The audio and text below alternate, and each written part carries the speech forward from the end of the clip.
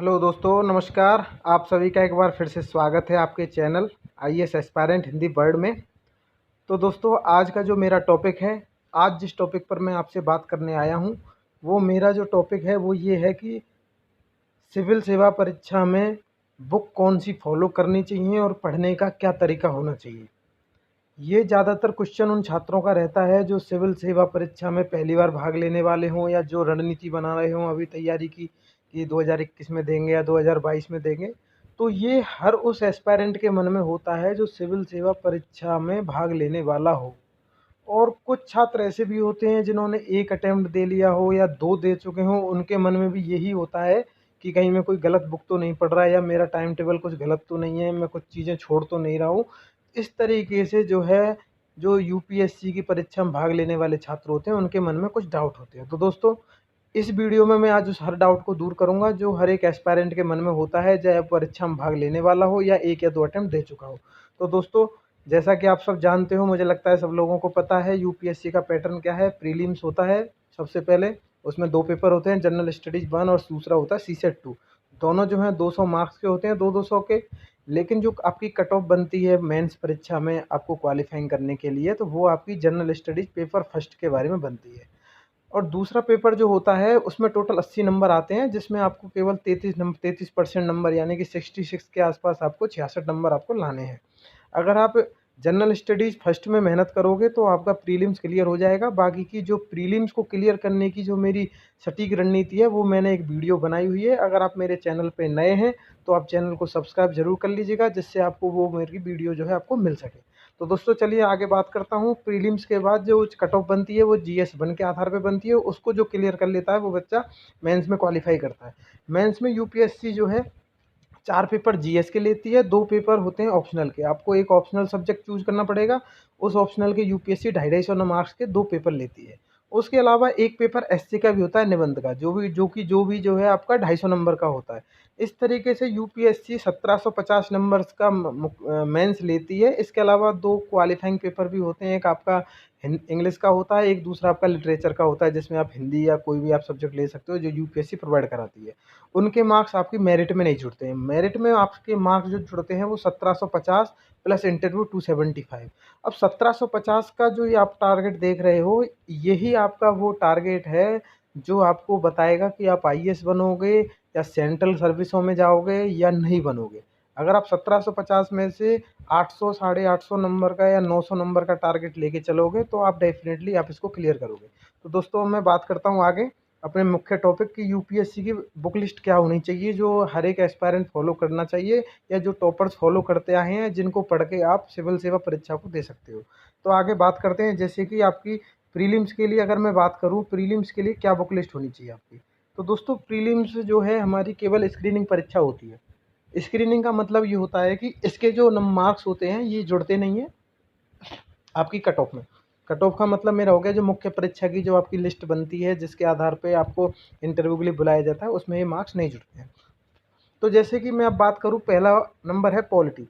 Polity के लिए आप प्रीलिम्स में केवल लक्ष्मीकांत को ही पढ़िए। इसके अलावा करंट अफेयर्स में जो पॉलिटी के करंट अफेयर्स आते हैं उन पे आप ये देखिए कि उसमें जो है बेसिक जो अवधारणा है यूपीएससी की, जैसे मान लीजिए अभी चुनाव चल रहे हैं एमपी में, बिहार में। तो चुनाव से संबंधित ये नहीं पढ़ना है आपको कि चुनाव में कितने दल खड़े हुए हैं या कितने प्रत्याशी हैं, लेकिन चुनाव को चुनाव निर्वाचन आयोग कैसे कराता है, कितने जो हैं आपके प्रत्याशी मतलब राष्ट्रीय दलों से हैं, राज्य स्तरीय दलों से हैं, तो उनको मान्यता देने का चुनाव आयोग का किस तरीके का तरीका होता है, वगैरह वगैरह। तो ये आप अगर पॉलिटी को इस तरीके से आप पढ़ोगे, और लक्ष्मीकांत को जब आप पढ़ोगे प्रीलिम्स में, देखिए दोस्तों, मैं यहाँ केवल आपको संक्षिप्त में समझा रहा हूँ। अगर आपको डिटेल में प्रीलिम्स के बारे में समझना है, वो मेरी एक वीडियो है, उसके लिए आप चैनल को सब्सक्राइब कर लेना। अगर आपको जानकारी उसकी अच्छी लगे या इस वीडियो की अच्छी लगे तो वीडियो को लाइक ज़रूर कर देना। तो पॉलिटी में जैसे मैंने आपको बताया, आप लक्ष्मीकांत और करंट अफेयर्स में जो पॉलिटी का आता है, करंट अफेयर्स में आप किसी भी कोचिंग इंस्टीट्यूट का, जो भी आपको अच्छा लगता हो लेकिन स्टैंडर्ड हो। लेकिन अगर हम नॉर्मल देखें, जो टॉपर्स भी फॉलो करते आए हैं, वो विजन या इनसाइट का वो फॉलो करते हैं, और भी जैसे जीएस स्कोर वगैरह जो का संस्थान है वो भी अपनी मंथली मैगजीन देती है। तो आपको जो सूटेबल लगे, यूपीएससी के क्वेश्चन पेपरों को देख के आपको लगे कि हाँ, इस मैगजीन में या इस संस्था के करंट अफेयर्स जो हैं यूपीएससी के पैटर्न के हिसाब से हैं, तो आप उसको फॉलो कर सकते हैं। अब बात आती है मॉडर्न हिस्ट्री। मॉडर्न हिस्ट्री में एक छोटी सी किताब आती है स्पेक्ट्रम की, आप उसको फॉलो करिए। उसको अलावा आप मॉडर्न हिस्ट्री में आपको कोई दूसरी बुक मत पढ़िएगा। केवल मैं प्रीलिम्स की बात कर रहा हूँ।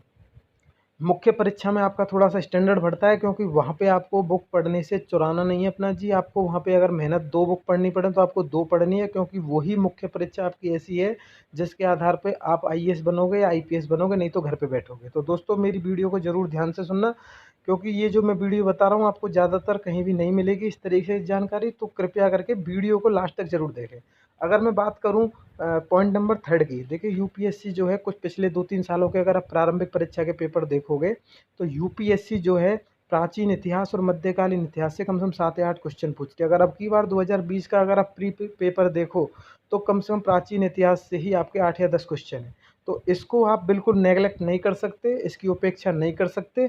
इसके लिए और यही हिस्ट्री, प्राचीन इतिहास और मध्यकालीन जो आपका है, ये आपकी जनरल स्टडीज 1 मुख्य परीक्षा का जो जीएस 1 का पहला पेपर होता है उसमें भी कम से कम 2 या 3 क्वेश्चन इस टॉपिक से उठ के आते हैं। तो उसके लिए दोस्तों प्रीलिम्स के लिए आपको क्या करना है, आप केवल एनसीईआरटी पढ़ लीजिए प्राचीन इतिहास के लिए और मध्यकालीन के लिए। इसमें से आप 2 या 3 क्वेश्चन आराम से अटेम्प्ट करोगे। अगर आपको लगे कि भाई नहीं मैं तो 8 के 8 ही सही करूँगा, तो अगर आपके पास समय हो तो केसी श्रीवास्तव की प्राचीन भारत के इतिहास एवं संस्कृति पर एक बुक आती है, 700 पेज की है। तो अगर आपके पास समय हो, अगर आप टाइम निकाल सकते हो, बिल्कुल फ्री हो, तो आप 2 घंटे इस किताब को देंगे। और इसकी केवल आपको पूरी किताब नहीं पढ़नी है, केवल आपको हर जैसे मौर्य साम्राज्य या आपका सातवाहन काल है या राजपूत युग है, जो भी, या आपका शुंग काल है, संगम काल है, आप उनको केवल कला एवं संस्कृति के टॉपिकों पे ही ध्यान रखना। ये आपके कला एवं संस्कृति मुख्य परीक्षा जीएस 1 के लिए भी और प्रारंभिक परीक्षा दोनों के लिए रहेंगे। आपको पूरी हिस्ट्री नहीं पढ़नी है, केवल हर एक किंगडम का जो भी महाजनपद काल है, मौर्य काल, गुप्त काल जो भी है, उनकी केवल कला एवं संस्कृति पर आप एक संक्षिप्त नोट बना लेना। तो जो कि ये अगर आपका समय है नोट बना सकते हो, तो ये आपको प्रारंभिक परीक्षा में कम से कम 8 क्वेश्चनों में से 7 क्वेश्चन जरूर सही करवा देगा, इसका मेरा दावा है।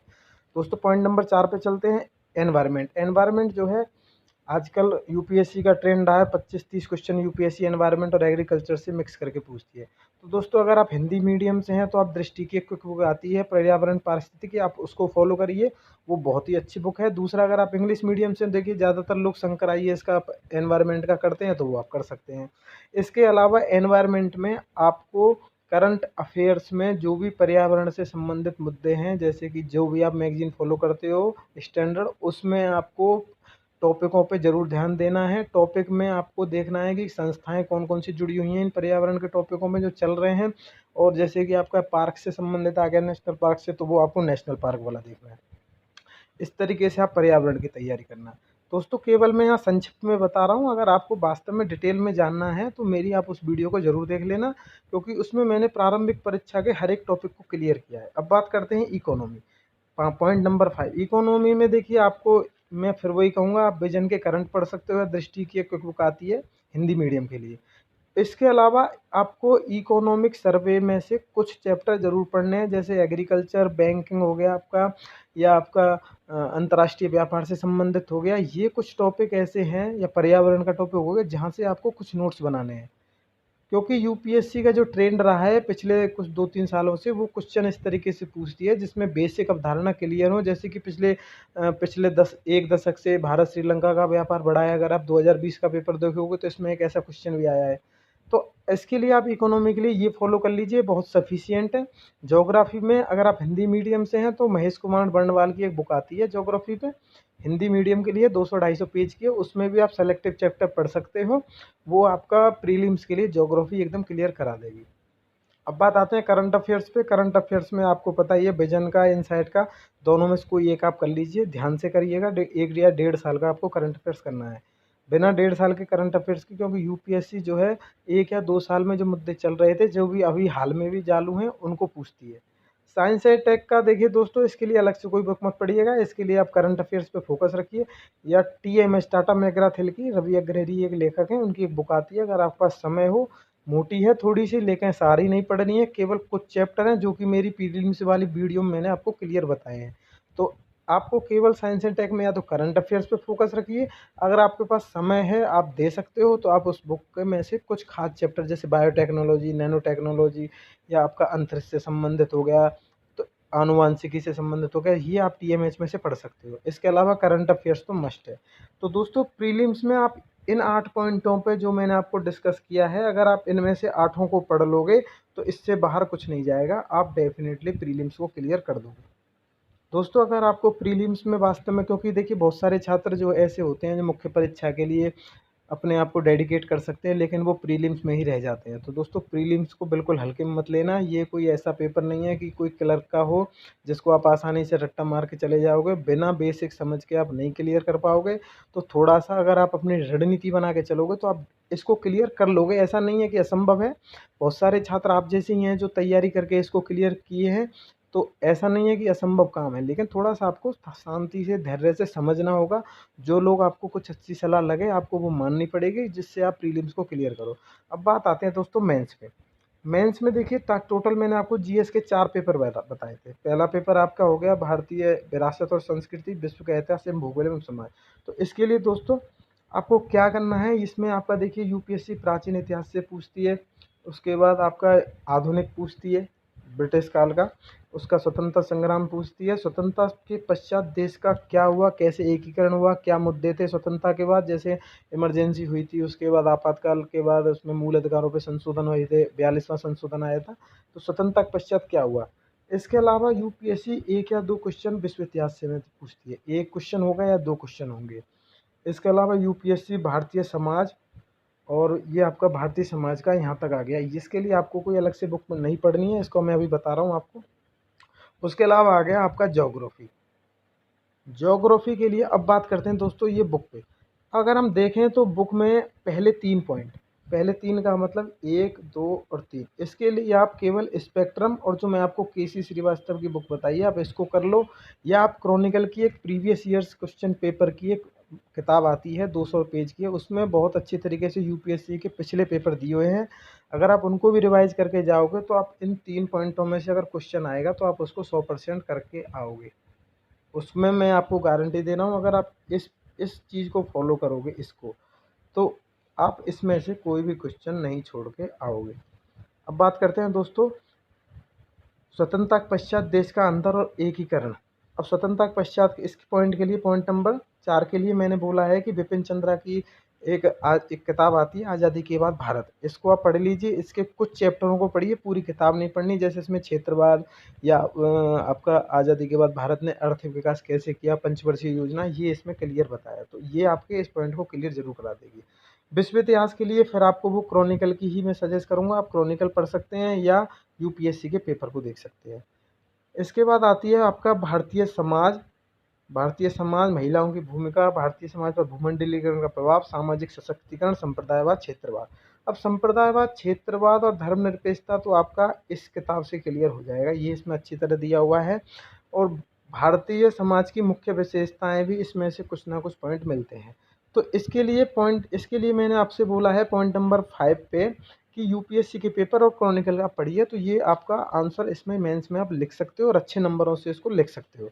अब बात करते हैं दोस्तों भूगोल।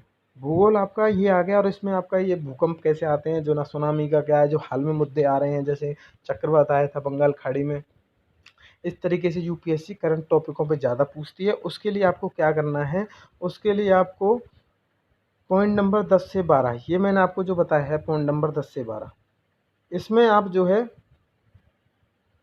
दोस्तों 1 मिनट, पॉइंट नंबर 10 से 12 ये आपका मैं बता रहा हूँ, 10, 11, 12, इसमें आप जो है महेश कुमार बंडवाल और करंट अफेयर्स में जो टॉपिक चल रहे हैं भूगोल के, पर्यावरण के, वो आप इस पॉइंट नंबर 10 से अगर करोगे तो आपका डेफिनेटली इन टॉपिकों को आप 100% कर दोगे। बाकी का दोस्तों मुख्य परीक्षा के लिए मेरी एक स्पेशल वीडियो है जिसमें मैंने हर पेपर के लिए किस तरीके से पढ़ना है, कैसे क्वेश्चनों को अटैम्प्ट करना है, किन टॉपिकों पे हम ज़्यादा फोकस करें जिससे हम अच्छे नंबर ला सकें, तो दोस्तों उस वीडियो को ज़रूर देखें और चैनल को सब्सक्राइब जरूर कर लें, क्योंकि अगर आप सब्सक्राइब करोगे जब ही आप मेरी उस वीडियो को देख पाओगे। तो दोस्तों ये तो रहा GS1 का। GS1 में अगर आप स्क्रीनशॉट ले सकते हैं इसका, बाकी का आप वीडियो को बार बार भी देखोगे तो आपको स्किप करके देखोगे तो आपको मिल जाएगा। अब हम बात करते हैं GS2 जो कि पॉलिटी होती है आपकी, जिसमें आपका यूपीएससी जो टॉपिक होते हैं, शासन व्यवस्था कैसी है, संविधान क्या है, शासन प्रणाली, न्याय, सामाजिक न्याय, इंटरनेशनल रिलेशन। तो अगर हम बात करें बुक की, तो इसमें आप लक्ष्मीकांत और करंट अफेयर्स को पढ़िएगा बेसिक के लिए। उसके अलावा अगर आपको और डीपली जाना है इंटरनेशनल रिलेशन के लिए, तो पुष्पेश पंत जी की एक लेखक है, उनकी किताब आती है, आप वो पढ़ सकते हैं। लेकिन अगर आप करंट अफेयर्स में जो मुद्दे चलते हैं, जैसे विजन का या इनसाइट का, जो भी आपको ठीक लगता हो, तो उन करंट अफेयर्स को अगर आप पढ़ के जाओगे इंटरनेशनल के, तो यूपीएससी जो लेटेस्ट में से ही ज़्यादा पूछती है, तो आपका हो सकता है। अगर आपको डीपली चाहिए तो आप पुष्पेश पंत फॉलो कर सकते हैं। इसके अलावा जैसे मैंने विजन आपको बता दिया, और एक आता है इनसाइड सिक्योर सिनॉप्सिस, आप सिक्योर सिनॉप्सिस में से भी अपना अध्ययन कर सकते हैं। तो दोस्तों इसके अलावा बात आई आपकी जीएस 3 का मैं जैसे आपको बता दूं, तो दोस्तों ये जो जीएस 3 का पेपर है, ये आपका, इसमें यूपीएससी आपसे पूछती है प्रौद्योगिकी, आर्थिक विकास, पर्यावरण और सुरक्षा तथा आपदा प्रबंधन। तो दोस्तों इसमें आपका टेक्नोलॉजी आ गया, इकोनॉमिक डेवलपमेंट आ गया, पर्यावरण आ गया, और आपका जो भी जैसे कोरोना फैल रहा है, कोविड-19 पेंडेमिक है, इसके अलावा जो भी और महामारी फैल रही है, उनमें आपदा प्रबंधन कैसे करती है सरकार, तो ये इसके लिए आप इकोनॉमिक सर्वे के कुछ चैप्टर पढ़िएगा, जैसे मैं आपको अपनी मुख्य परीक्षा की जो वीडियो उसमें बता दूंगा। और इसके अलावा बजट के भी कुछ खास चैप्टर, इसके अलावा विजन के 2 साल के करंट अफेयर्स या इनसाइट की सिक्योर सिनॉप्सिस, ये आप ज़रूर फॉलो करिए, ये आपको बहुत हेल्पफुल रहेंगे।